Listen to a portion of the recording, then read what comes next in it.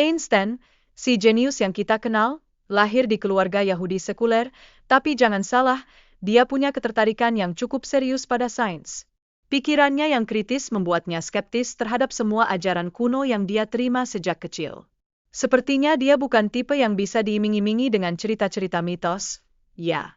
Albert berpendapat, konsep Tuhan yang personal itu kayak anak kecil yang melukis wajah di awan, naif dan lucu. Dia lebih suka membayangkan Tuhan sebagai kekuatan di balik hukum alam yang bikin semua hal di dunia ini berfungsi. Seolah-olah dia bilang, Tuhan itu bukan teman main, tapi lebih kayak hukum fisika yang bikin segalanya berjalan. Nah, ada pandangan menarik dari Einstein tentang Tuhan yang jadi panteistik. Dia percaya bahwa rasionalitas dan pemahaman dunia itu kunci untuk mengurangi tahayul. Jadi, bisa dibilang, dia berharap sains dan spiritualitas bisa berjalan bareng, seperti teman-teman lama yang akhirnya saling akur setelah ngalah di grup chat. Ngomong-ngomong soal pandangan radikal, Spinoza sampai dikeluarkan dari komunitas Yahudi. Iya, berani sekali dia mengemukakan pandangan yang dianggap ateis. Sepertinya, jalan hidupnya diwarnai pencarian kebenaran sejati. Tapi, kadang hal-hal radikal itu bikin kita terpaksa mencari jalan baru, kan? Spinoza, si petualang ide, menjelaskan bahwa semua makhluk hidup, bahkan semut yang kita anggap sepele itu, punya peran penting dalam ekosistem.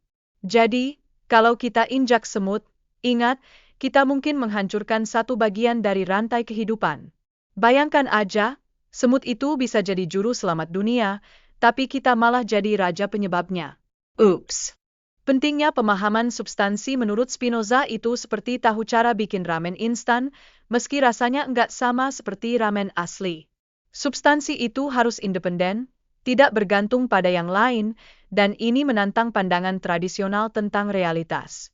Jadi, dia mau bilang, jangan terlalu tergantung sama orang lain, bro. Spinoza dengan percaya diri menjelaskan bahwa Tuhan adalah segalanya. Enggak terpisah dari alam, dan hukum-hukum Tuhan itu ya hukum alam itu sendiri. Jadi, kesimpulannya, saat kamu melihat bintang di malam hari, jangan lupa bilang, "Hai Tuhan, terima kasih sudah bikin skenario ini." Berita seru datang dari Edwin Hubble yang menemukan galaksi-galaksi itu menjauh, mendukung teori Big Bang.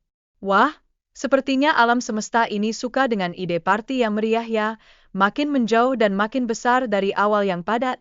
Bayangkan, semua galaksi nyari tempat sendiri, kayak ekskul yang bikin grup sendiri. Einstein, si jenius itu, bilang bahwa pikiran manusia tidak akan pernah bisa memahami sifat Tuhan atau alam. Dia menggambarkan kita kayak anak kecil yang bingung melihat tumpukan buku di perpustakaan. Nah, baka apa ya? Padahal di luar sana, ada banyak hal yang bisa kita eksplorasi. Kayak kuliah yang bikin bingung, tapi seru. Sikap manusia terhadap Tuhan dan alam semesta itu mencerminkan pemahaman yang terbatas.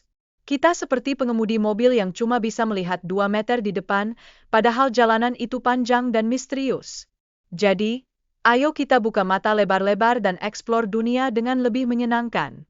Konsep Konatus itu menggambarkan usaha organisme untuk mencapai kesempurnaan.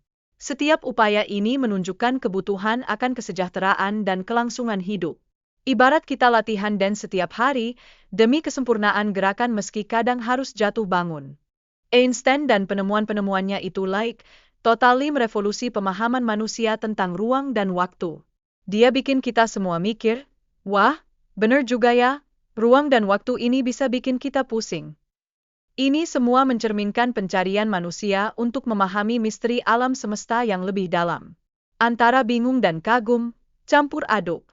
Einstein pun berpendapat bahwa tindakan baik itu tidak seharusnya didasarkan pada rasa takut akan hukuman atau harapan akan hadiah setelah mati.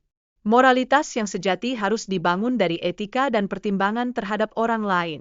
Jadi, kali ini, kita bukan hanya belajar menghargai orang lain, tapi juga mendapatkan karma yang baik, bro. Spinoza mengajarkan bahwa Tuhan itu alam, dan segala hal adalah satu substansi. Memahami sifat dan tindakan Tuhan itu kayak pepatah bilang, kenali dirimu, maka kamu akan mengenali Tuhanmu. Jadi, ayo kita belajar lebih dalam untuk mencapai pemahaman tentang kehidupan kita yang lebih baik.